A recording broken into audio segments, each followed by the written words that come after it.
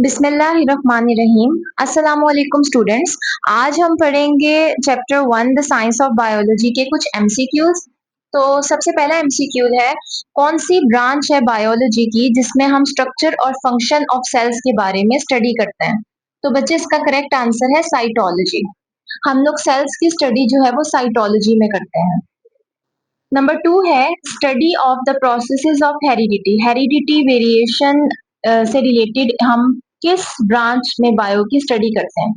बच्चे याद रखना, हेरिडिटी जीन्स की वजह से होती है और जो जीन्स की स्टडी है वो हम जेनेटिक्स में करते हैं। नेक्स्ट है insulin made through bacteria is an example of the technique of dash.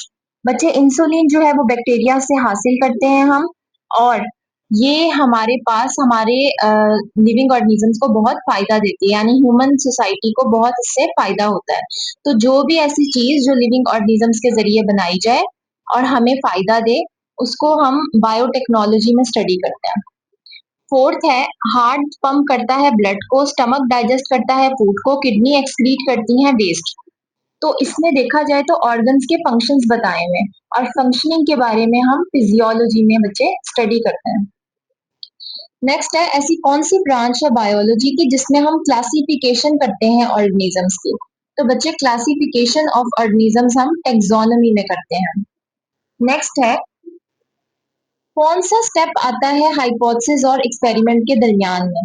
तो बच्चे हाइपोथेसिस और एक्सपेरिमेंट के दरमियान में डिडक्शन का प्रोसेस आता है, हम डिडक्शंस करते हैं।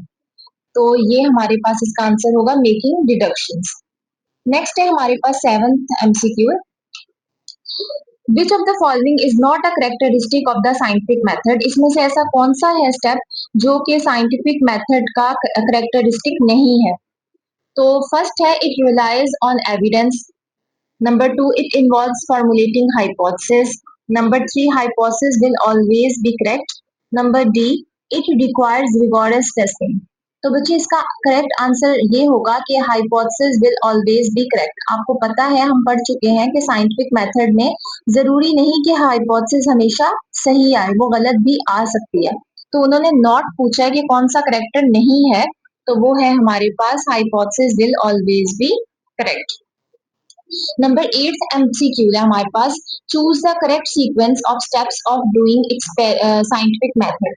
बच्चे आपने इसमें सीक्वेंस बताना है कि हमारे पास साइंटिफिक मेथड में सबसे पहला स्टेप कौन सा है, दूसरा, तीसरा और चौथा कौन सा। सबसे पहले भी बताया हुआ है ऑब्जर्वेशन, हाइपोथेसिस, डिडक्शन और एक्सपेरिमेंट। ये तो हो ही नहीं सकता, क्योंकि सॉरी, ये हमारे पास जो है इसका करेक्ट आंसर बनेगा, क्योंकि हम पहले ऑब्जर्वेशन करते हैं, फिर हाइपोथेसिस करते हैं, फिर डिडक्शन करते हैं और फिर लास्ट में हमारे एक्सपेरिमेंट आता है। तो ये हमारा करेक्ट आंसर है और बाकी सारे गलत हैं, क्योंकि दूसरे में बताया हुआ ऑब्जर्वेशन, हाइपोथेसिस, फिर लॉ, जबकि लॉ तो लास्ट में बनता है। हाइपोथेसिस, ऑब्जर्वेशन ये भी गलत, क्योंकि हाइपोथेसिस पहले नहीं होती, पहले ऑब्जर्वेशन होती है।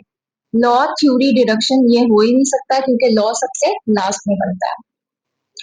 नेक्स्ट है 9, people who slept near smoky fire had less chance to suffer from malaria. Why? बच्चे जो इंसान स्मोकी फायर के पास सोएगा उसे मलेरिया होने के चांसेस कम होते हैं। ऐसा क्यों होता है? क्योंकि मॉस्किटो जो है वो स्मोक को टॉलरेट नहीं कर सकता और वहां से भाग जाता है। तो ये इसका आंसर सी होगा, mosquitoes can not tolerate smoke and are repelled. तो ये बिखर जाते हैं, दूर दूर चले जाते हैं, क्योंकि मॉस्किटोज जो है वो हाई टेम्परेचर को टॉलरेट नहीं कर सकते। लास्ट एमसीक्यू है हमारा, experiments are very important in scientific method because are researcher. Experiment बहुत ज्यादा इंपॉर्टेंट होता है साइंटिफिक मेथड में रिसर्चर के लिए। ऐसा क्यों होता है? क्योंकि ए आंसर दिया हुआ है always get correct results.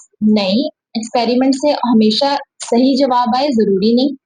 Disproves many hypothesis, इसके जरिए हम बहुत सी हाइपोथेसिस को गलत साबित कर सकते हैं and get some hypothesis prove, और कुछ हाइपोथेसिस को हम सही प्रूव कर सकते हैं। तो बच्चे यही इसका करेक्ट आंसर है। हमें एक्सपेरिमेंट इसलिए हमारे लिए इंपॉर्टेंट होता है रिसर्चर के लिए, क्योंकि ये बहुत सी हाइपोथेसिस को गलत साबित कर देता है और कुछ हाइपोथेसिस को सही साबित कर देता है। तो इसका करेक्ट आंसर होगा डी। तो आज की वीडियो में हमने सारे एमसीक्यूज को अच्छे से टैली कर लिया है। आई होप कि आपको अच्छे से समझ आ गई हो, और इससे रिलेटेड या फिर थोड़ी स्टेटमेंट चेंज करके अगर एमसीक्यूज आएंगे तो आई होप कि आप जो हो वो इनको अच्छे से समझोगे, आपको सारी नॉलेज होगी, आपने सारे कॉन्सेप्ट्स लिए होंगे, तो आगे आपको बहुत ज़्यादा फ़ायदा देंगे। तो जब भी एमसीक्यू करें तो उसको अच्छे से टाइम दें और देखें कि हमारे पास कौन-सा उस एमसीक्यू का आंसर नहीं बन रहा। उसको क्रॉस करें, फिर जिसमें आपको सबसे करीब जो आंसर लगे, जैसे 2 में कन्फ्यूजन है, तो आप उन 2 में देखो कि आपको सबसे करीब तरीन आंसर कौन-सा लग रहा है और उसको आप फिर अटेम्प्ट कर लो। तो वीडियो अच्छी लगी हो तो वीडियो को ज़रूर लाइक कर दीजिएगा और चैनल को ज़रूर सब्सक्राइब कर दीजिएगा। मिलते हैं नेक्स्ट वीडियो में। अल्लाह हाफ़िज़।